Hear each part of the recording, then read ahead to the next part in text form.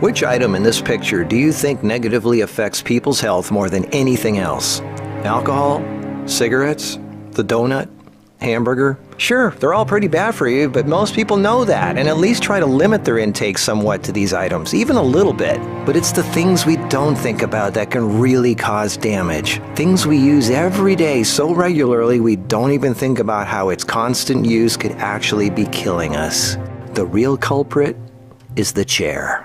We were given legs for a reason. Most third world cultures don't even have chairs, and they walk an average of 10 miles a day. We in the modern world, on the other hand, spend most of our entire waking days sitting down. People go right from bed to sitting on the toilet, after which they sit at the breakfast table, then they sit in the car as they drive to work and spend the entire day sitting at a desk, only getting up to sit in the toilet and in the cafeteria. Then they sit in the car to drive and sit at the local bar for happy hour. Then when they've had enough of that, they go drive home and spend the rest of the day sitting in a comfortable chair watching TV before they crawl to bed to recover from all the physical exertion that day. And when people go out, they sit at a restaurant or a movie theater. Sitting all day is far worse for you than you might think. A 2010 American Cancer Society study following over 123,000 people from 1993 to 2016 found these alarming results. People who were inactive and sat for over 6 hours a day were 94% more likely to die during the time period studied than those who were physically active and sat less than 3 hours a day.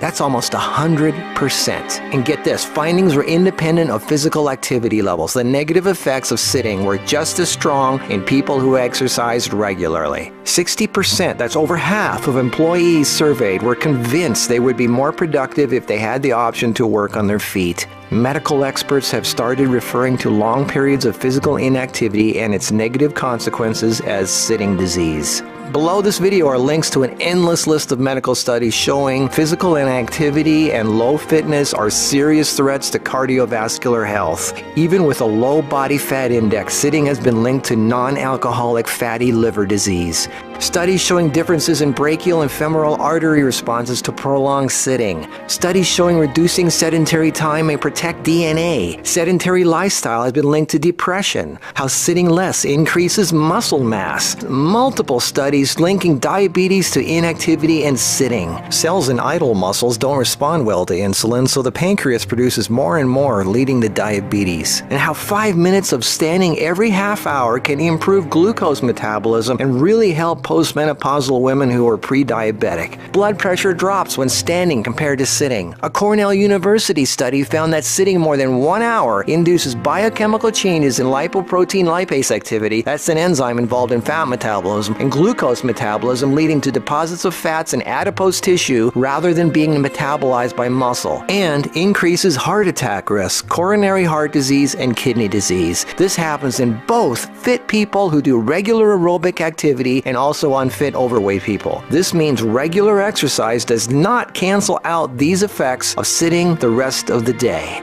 Sitting a lot is asking for trouble, no matter who you are. Another study at the University of South Carolina found that men who reported more than 23 hours a week of sedentary activity had a 64% greater risk of dying from heart disease than those who reported less than 11 hours a week. And many of these men routinely exercised. Cholesterol, blood sugar, triglycerides, diabetes, heart disease, and a number of health problems all became apparent. Studies have linked sitting to a greater risk for colon, breast, and endometrial cancers. Sitting for long periods of time can cause blood clots to form, which can travel to the brain, causing a stroke. Speaking of blood clots, lungs are twice as likely to develop pulmonary embolisms. Lack of physical activity leads to hypertension, high blood pressure, sleep apnea, snoring, compression of spinal discs, herniated lumbar discs. The Washington Post reported sitting a lot also causes leg disorders, varicose veins, swollen ankles, deep vein thrombosis, muscle degeneration, hip pain, and worst of all, a limp, sagging rear end because the glute muscles not only don't get used, circulation is cut off from the weight of the whole body pushing down on it. Medical News Today announced that our chairs are slowly but surely killing us.